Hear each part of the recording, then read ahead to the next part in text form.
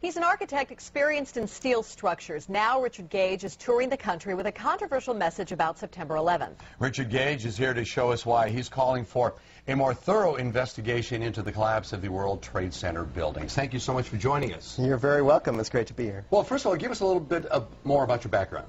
Well, I'm an architect of 20 years, a member of the American Institute of Architects, and have been studying steel-framed, fireproof buildings for about that long.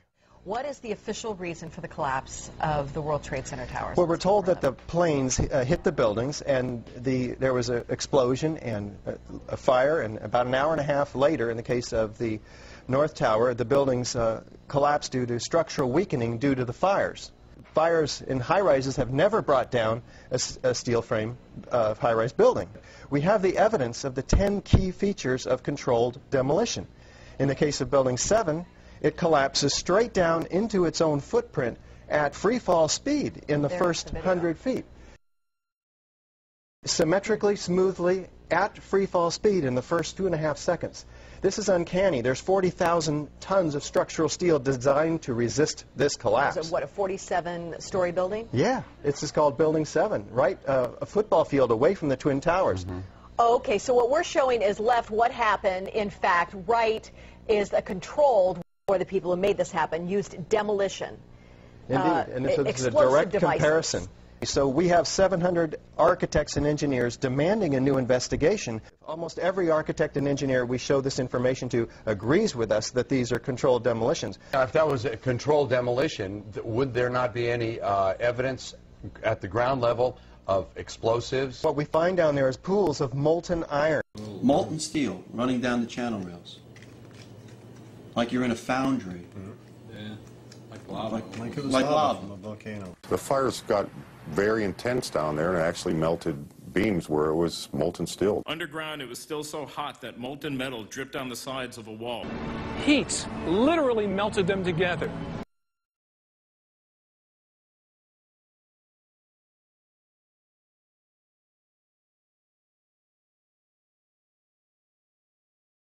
Jet fuel and office fires don't produce molten iron or molten steel. The fires only produce maybe 1,600 degrees. So what produced all that molten iron? Well, it has in it the chemical evidence of a special incendiary, which is thermite, a high-tech incendiary used to cut through steel like a hot knife through butter.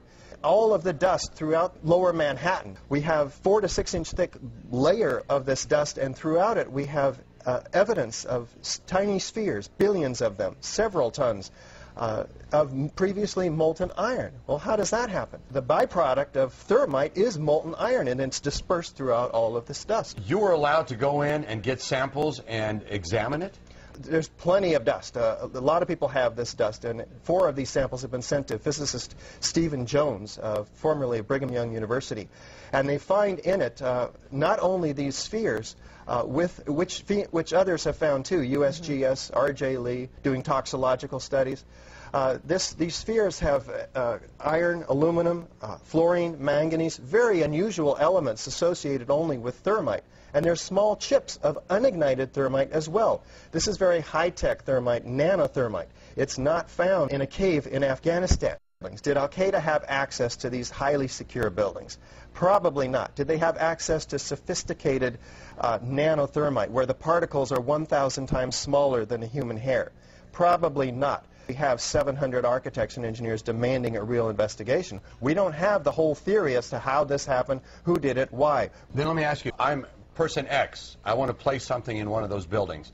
Where would I carry it? How big would it be? Is it that visible that I would be spotted by security, or could I place it in one of my tooth fillings? We're talking about several tons of nanothermite and ordinary thermite.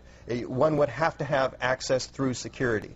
So the security company involved for the World Trade Center should be thoroughly investigated. Somebody should look and see who's on the board. In addition, one would have to have the cover of, say, an elevator modernization, which was, in fact, going on 9 months prior to 9/11, so that there were workers throughout the World Trade Center that had access to the hoistway, which is immediately adjacent to the core columns and beams in the building.